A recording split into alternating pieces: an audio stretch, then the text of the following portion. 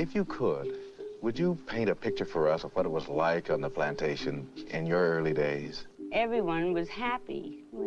We never heard of all these things that we hear about today. And then it's no disgrace to say they're like children. When we say that, it's because they are like happy children, some of them. Because they like to sit in the sun and rather than work hard. My father had everything thoroughbred, from the pigs, horses, the dogs, and the people had to be thoroughbred. As far as the colored people were concerned, I feel that they were a good bit happier than they are now.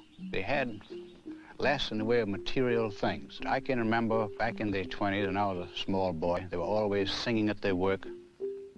They had a great sense of humor. And now today, they just don't seem to care much about that as they used to. What do you think are the differences between the races? I think there's a refusal to accept responsibility. I think there's a lack of motivation. They don't worry like the white man. If they have troubles, they go to sleep and wake up the next morning, and that trouble is over. Is it possible that white people have something to do with the lack of ability for blacks to assimilate into this culture? Absolutely. But customs die awful hard. It takes a long time. And everyone knew years ago that the Negro would have to be given equality. But in the South, it's been compared to straightening teeth. It takes a slow, steady pressure. You can't do it with a hammer.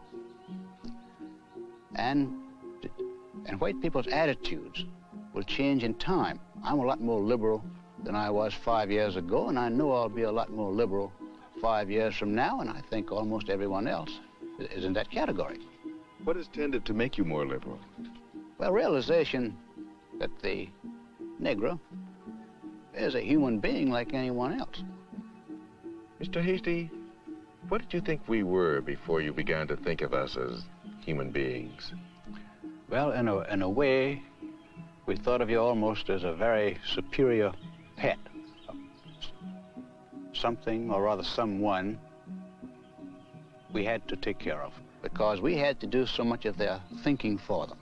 We had to do almost everything for them except living their own lives. Anything outside, we had to do for them.